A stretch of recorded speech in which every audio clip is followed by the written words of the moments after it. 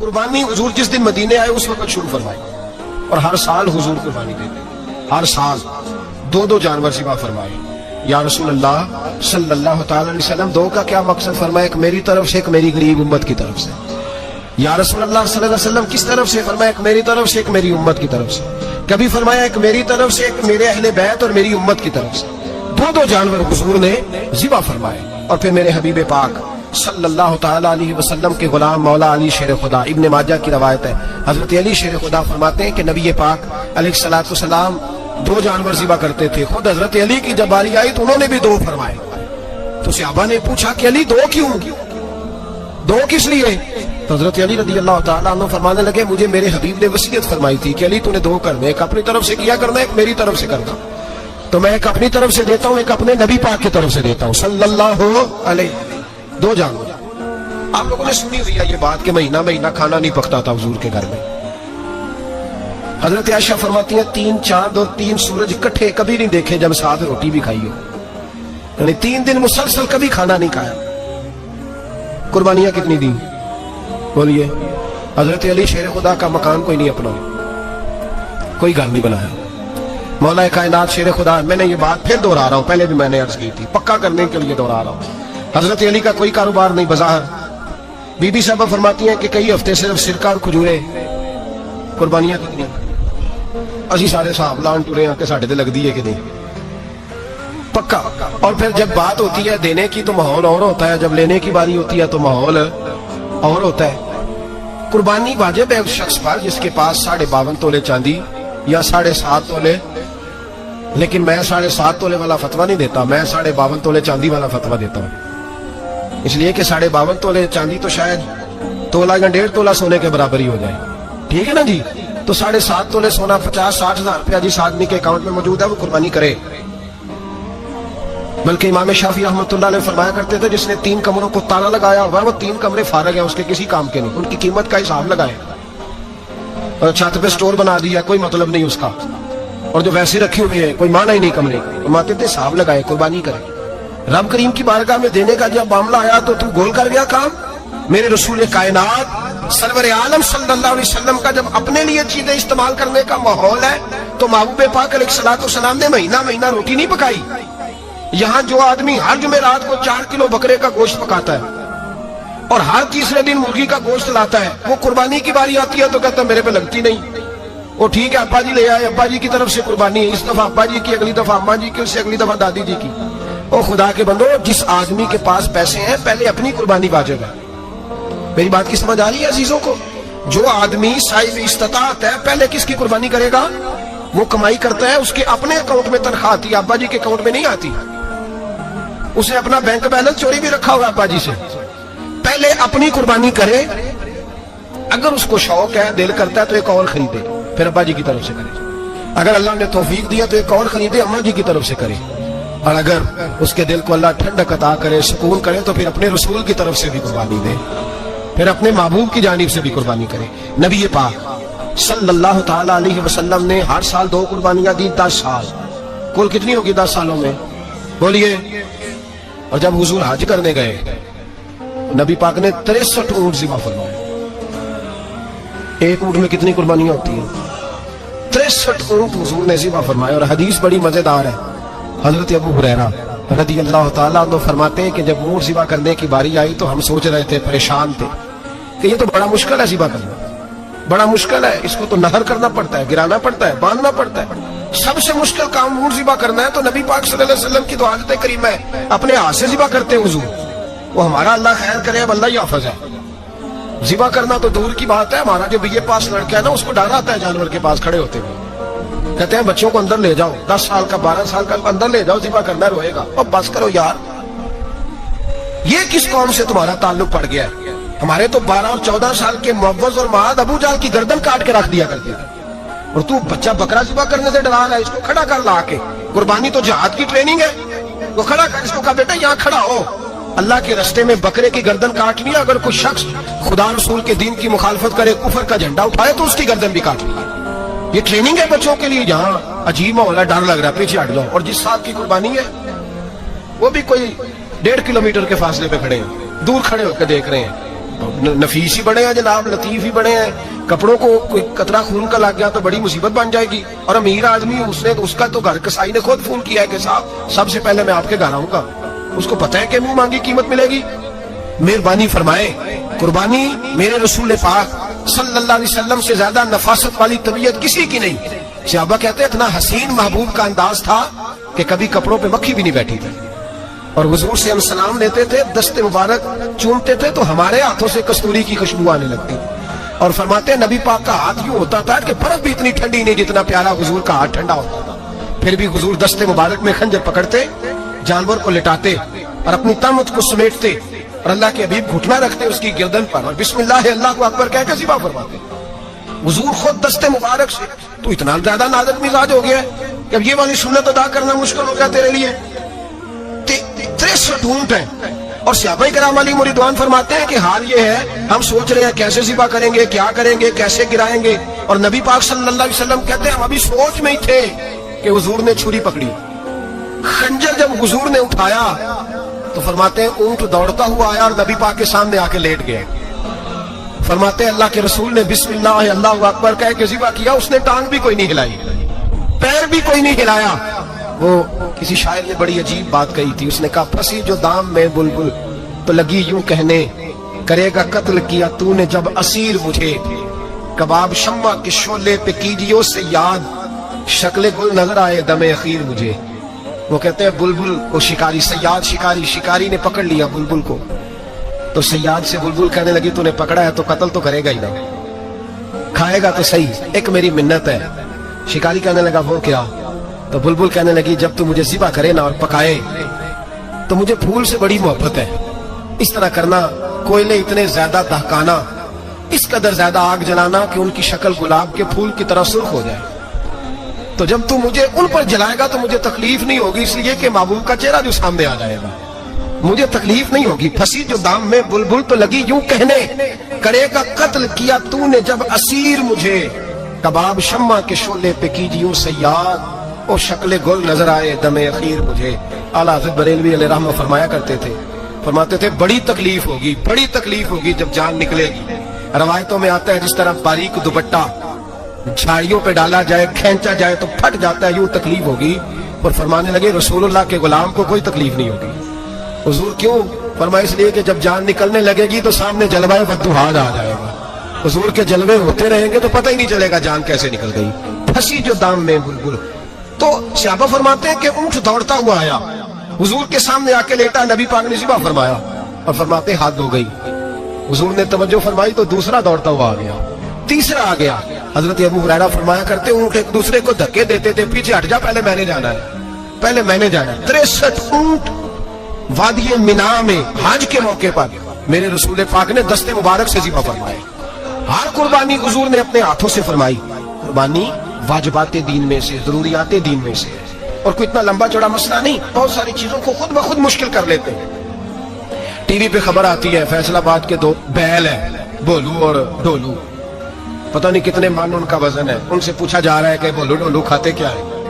तो कहते हैं बादाम खाते हैं, मक्खन खाते हैं। ये जनाब पता नहीं इनको दूध कितने किलो रोज पीते हैं। और बोलू डोलू बेचारे से खुद नहीं चला जा रहा, लग ऐसे रहे जैसे वो खुद कह रहे हैं मेहरबानी करो हमें ज़िबा कर लो, अब तो उठा बैठा भी नहीं जा रहा। ओ खुदा के बंदो, दीन की असल हकीकत को समझो। ये तो हुजूर ने फरमाया खूबसूरत जानवर लाओ, ये किस हदीस में आया है कि उसे बादाम खिलाओ? आज लोग इंसानों को रोटी नहीं मिल रही और जानवरों को बादाम खिला रहे हो। वो खाने इसके हिस्से में जो अल्लाह ने शय रखी है ना, वो चारा है, इसको चारा खिलाओ और अच्छे तरीके से पेट भर के खिलाओ। जानवर को पेट भर के चारा खिलाया जाए तो जितनी उसकी तबीयत होती है उस हिसाब से वो सेहतमंद हो जाता है। बाकी ये तो आप किसी शख्स को इतना खिला दें कि उसका पेट इतना बड़ा हो जाए, फूल जाए, तो वो बेचारा तकलीफ में आएगा कि नहीं आएगा? ये किस किस्म का माहौल है?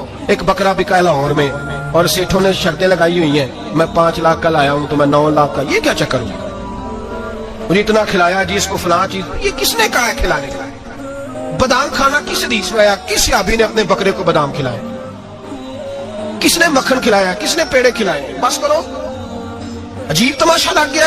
और यहाँ तो इतनी बुरी हालत हो गई है कि औरतें नाचने लगी हैं कुर्बानी के जानवरों के आगे, बीबियां बेचने लगी हैं। अल्लाह के गजब को आवाज ना दो।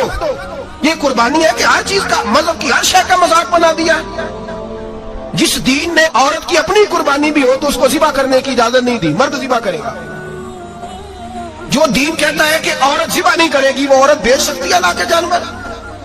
یہاں جس کا میں نے رمضان میں بھی کہا تھا، پھر بات دہراتا ہوں، سارا سال ناچتے گاتے ہیں اور عید کا موقع آتا ہے تو 2-4 مولوی بٹھا کے وہ دین سکھانا شروع کر دیتے ہیں۔ کوئی پتہ ہی نہیں، کوئی خبر ہی نہیں۔ جس بوتل میں کل تک شراب بک رہی تھی اسی میں دودھ پلاؤ گے؟ جس برتن میں کل تک پیشاب تھا اس میں آج لوگوں کو شہد پلاؤ گے؟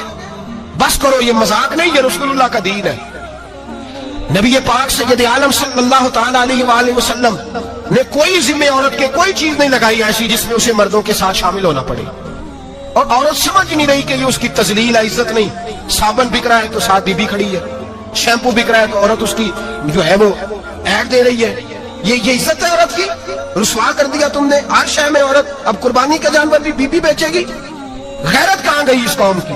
میرے رسول پاک سرور دو عالم صلی اللہ تعالی علیہ وسلم کو کسی نے آ کے کہا فلاں قبیلے کے لوگوں نے عورت کو سربراہ بنایا ہے، عورت کو آگے لگا لیا، فرمایا تباہ ہو گئے وہ لوگ، انہوں نے عورتوں کو اپنے آگے پیشوا بنا لیا۔ جس رب نے عورت کو نبوت نہیں دی، امامت کرنے کا حق نہیں دیا، کس چکر میں لوگ پڑ گئے؟ 5 لاکھ کا جانور کس لیے لائے ہو؟ 5 لاکھ کا تفاخر کے لیے، دکھانے کے لیے؟ تو اگر 50,000 کا 60,000 کا بھی جانور لاتا تو اچھا آ جاتا، اور 50,000 کا جانور لائے تو 5 لاکھ میں کتنے آتے ہیں؟ بولے تو 10 جانور ذبح ہوں گے تو کتنے غریبوں تک گوشت جائے گا، کتنے گھروں کا بھلا ہوگا؟ ہر چیز کا چکر الٹا کر دیا گیا ہے۔ اور یہ صرف حج کے لیے ہوتی تو میرے رسول پاک ہر سال قربانی نہ کرتے، اور میرے نبی پاک قربانی دینے کا حکم۔ ایک اور بات بڑی لوگ پوچھنے لگے، کہتے جی گائے کی ہوتی ہے، بھینس کی بھی ہوتی ہے کہ نہیں؟ چلو جی اب نئی بات ایک ہے، حدیث پاک میں لفظ آیا اونٹ کا، نبی پاک نے فرمایا بکرا 1 سال کا، گائے 2 سال کی، اونٹ 5 سال کا۔ حدیث میں لفظ آ گیا اونٹ کا۔ آپ کو بندہ کہے پہلے بتائیں نر کا کہ مادہ کا، تو میں کدھر سے آپ کو حدیث نکال کے دوں جس میں نر بھی اور مادہ علیحدہ علیحدہ ہو؟ حدیث پاک میں ذکر آ گیا دمبے کا، مینڈے کا۔ اب باقی جو سارے جانور ہیں نا، اب غور فرمائیں، باقی ایک بکرا ہے، ایک چترا ہے، ایک دمبا ہے، ایک دیسی بکرا ہے، ایک پہاڑی بکرا ہے، تو علیحدہ علیحدہ لفظ کہاں سے نکال کے دیے گئے؟ یہ ساری انواع ہیں، اقسام ہیں، نوع ہیں۔ اسی طرح بھینس بھی گائے کی ایک قسم ہے۔ امام اعظم ابو حنیفہ فرماتے ہیں نوع من، یہ اس کی ایک قسم ہے، نوع میں سے ہے، گائے کی نوع میں سے ہے۔ آپ عام لفظ بولتے ہیں تو کہتے ہیں بکرا چترا گائے بھینس، عام لفظ ہے نا۔ تو جب گائے کہہ دیا تو اب کو بندہ کہے گائے آیا تو پہلے بتائیں گائے تو ہے تو اس میں بیل شامل ہے کہ نہیں؟ تو گائے کی جتنی قسمیں ہیں نا، ہمارے محدثین بھینس کو گائے میں شامل کر دیں، بھینس گائے کی ایک قسم ہے۔ تو نبی پاک صلی اللہ علیہ وسلم نے جب گائے کا لفظ استعمال کیا تو بھینس اس کے اندر آ گئی۔ تو اگر گائے کی قربانی جائز ہے تو بھینس کی قربانی بھی جائز ہے، اگر بیل کی قربانی جائز ہے تو کٹے کی قربانی بھی 100% جائز ہے، اس کے اندر 7 حصے ڈالے جائیں گے، اسے قربان کیا جائے گا، یہ جائز ہے۔ اگر آپ صریح لفظ نکال کے دکھانے کو کہیں گے تو پھر تو بڑی چیزوں میں لوگ الجھ جائیں گے۔ پھر کیسے نکالا جائے گا خسی کی جائز ہے کہ نہیں، جو خسی نہیں اس کی جائز ہے کہ نہیں، فلاں کی؟ تو ان تفصیلات، ہاں بہت ساری چیزوں کی تفصیلات حدیث میں ہے لیکن ساری چیزوں کی موجود نہیں۔ اس لیے میرے عزیز یاد رکھیں، بھینس کی قربانی بھی ہوگی، گائے کی بھی ہوگی، بیل کی بھی ہوگی، کٹے کی بھی ہوگی، جن کی نہیں ان کی نہیں۔ ہم نے کبھی کہا ہرن کی قربانی بھی ہوگی یا مرغی کی قربانی بھی ہوگی۔ تو حدیث مبارکہ کے اندر جو چیزیں موجود ہیں ان کی جتنی اقسام ہیں ان سب کی قربانی کرنا ہاں جائز ہے۔ اور میرے نبی پاک صلی اللہ علیہ وسلم نے فرمایا جانور خوبصورت ہو، لنگڑا نہ ہو، کانا نہ ہو، زخمی نہ ہو، خوبصورت جانور لاؤ، اس کو لا کے ذبح کرو۔ لوگ کہتے ہیں چلو اتنے پیسے اللہ کے راستے میں دے دیں، تو یہ کافی نہیں کافی۔ مسلم شریف میں، بخاری شریف میں میرے نبی پاک سید عالم صلی اللہ تعالی علیہ وسلم نے فرمایا 10 ذی الحج کو اللہ کی نظر میں ابن آدم کا سب سے پسندیدہ عمل، لیکن نا 10 ذی الحج کو، کل 10 ذی الحج ہے تو بڑے کام ہوں گے، فجر کی نماز بھی ہوگی، تکبیرات تشریق بھی پڑھی جائیں گی۔ آج فجر سے شروع ہو گئی نا، 9 کی فجر سے لے کر 13 کی عصر تک تکبیرات تشریق پڑھی جائیں گی۔ اللہ اکبر، اللہ اکبر، لا الہ الا اللہ، واللہ اکبر، اللہ اکبر وللہ الحمد، اللہ اکبر، اللہ اکبر، لا الہ الا اللہ، واللہ اکبر، اللہ اکبر وللہ الحمد، اللہ اکبر، اللہ اکبر، لا الہ الا اللہ، واللہ اکبر، اللہ اکبر وللہ الحمد۔ کوشش کریں جب بھی پڑھیں 3 بار پڑھیں۔ तकबीरात तशरीक भी पढ़ी जाएंगी, फजर की नमाज भी कल होगी, ईद की नमाज भी होगी, लोग और भी कुछ जिक्र अज़कार करेंगे। लेकिन मेरे नबी पाक सल्लल्लाहु अलैहि वसल्लम ने फरमाया 10 ज़िलहज को अल्लाह को अपने बंदे का जो काम सबसे ज्यादा पसंद है वो ये है कि वो अल्लाह के रास्ते में जानवर का खून बहाए। हालांकि नमाजें भी हैं, अज़कार भी हैं, तकबीरात भी हैं, सारा कुछ, पर अल्लाह को सबसे ज्यादा क्या पसंद है? जानवर को कुर्बान करना। ये अल्लाह को बड़े खूबसूरत लफ्ज नबी पाक अलैहिस्सलाम ने फरमाया, कुर्बानी का जानवर कयामत के दिन अपने सींगों और खुरों समेत आएगा और जिसने कुर्बानी की होगी उसकी बख्शिश करवा के उसे जन्नत में लेकर जाएगा। तो फरमाया इब्ने आदम का सबसे पसंदीदा अमल ये है, सबसे पसंदीदा, कि वो 10 ज़िलहज को कुर्बानी करें, कोशिश करें खुद ज़िबा करें अपना जानवर। ये हुजूर की सुन्नत है। ये ना हो सके तो नबी पाक सल्लल्लाहु अलैहि वसल्लम ने अपने हाथों से ज़िबा करने लगे हज़रत फातिमा का जानवर। तो फरमाया फातिमा इधर आके इसके पास खड़ी हो जाओ, मैं तुम्हारा जानवर ज़िबा करने लगा। अपने जानवर के पास खड़े हो। मेरे जो भाई ज़िबा करने का काम करते हैं ना, कसाब हम कहते हैं, सारे कसाब नहीं होते, बहुत सारे लोग ये शहादत हासिल करते हैं और बड़ी नेकी का काम करते हैं, अल्लाह उन्हें बड़ी बेहतरीन जज़ा अता फरमाएगा, बड़ा खैर का काम करते हैं। लेकिन चूंकि रश होता है ऐसे लोगों के पास, थोड़ी जल्दी भी होती है, पहले तो कोशिश करें तकबीर खुद डालें, ये नहीं हो सकता तो करीब खड़े हो। हमारे यहाँ एक रिवाज ये भी है कि 2 बंदे हाथ रखते हैं, ज़िबा वो कर रहा होता है तो जिसकी कुर्बानी होती है उसको कहते हैं तू भी साथ हाथ रख, होता है ना जी बहुत सारे लोगों। अब हुक्म ये है शरीयत इस्लामिया का कि जब जानवर ज़िबा करेंगे तो पढ़ेंगे बिस्मिल्लाहि अल्लाह, बिस्मिल्लाहि अल्लाह। हाँ, नबी पाक सल्लल्लाहु अलैहि वसल्लम ने लंबी दुआ पढ़ी, सहाबा भी लंबी दुआ, इन्नी वज्जहतु वजही लिल्लज़ी फ़तरस समावाति वल अर्द हनीफन वमा अना मिनल मुशरिकीन, ये भी पढ़ा। और फिर मेरे रसूल पाक सल्लल्लाहु अलैहि वसल्लम ने ये भी कहा कि अल्लाह मेरी तरफ से कबूल फरमा, मेरी उम्मत, मेरी अहले बैत की तरफ से कबूल फरमा। सहाबा जब जानवर ज़िबा करने लगते पहले ये दुआ पढ़ते, फिर कहते अल्लाहुम्मा तक़ब्बल मिन्ना कमा तक़ब्बलता खलील का इब्राहीम अलैहिस्सलाम व तक़ब्बलता हबीब का मोहम्मद सल्लल्लाहु अलैहि वसल्लम, ऐ अल्लाह हमसे भी कबूल फरमा जैसे तूने हजरत इब्राहीम से कबूल फरमाई और जैसे अपने हबीब हजरत मोहम्मद सल्लल्लाहु अलैहि वसल्लम से कबूल। ये सारी दुआ पढ़ी और जब जानवर ज़िबा करने लगे तो फिर पढ़े बिस्मिल्लाहि अल्लाह, बिस्मिल्लाहि अल्लाह। अच्छा, 2 आदमियों ने हाथ रखा हुआ है, 2 आदमियों। अब अगर एक ने भी ना पढ़ी बिस्मिल्लाह अल्लाहु अकबर तो जानवर हलाल नहीं होगा, दोनों को पढ़ना पड़ेगा। ये मसला याद रखना। एक और बात भी बतानी है, वो भी आपने याद रखना।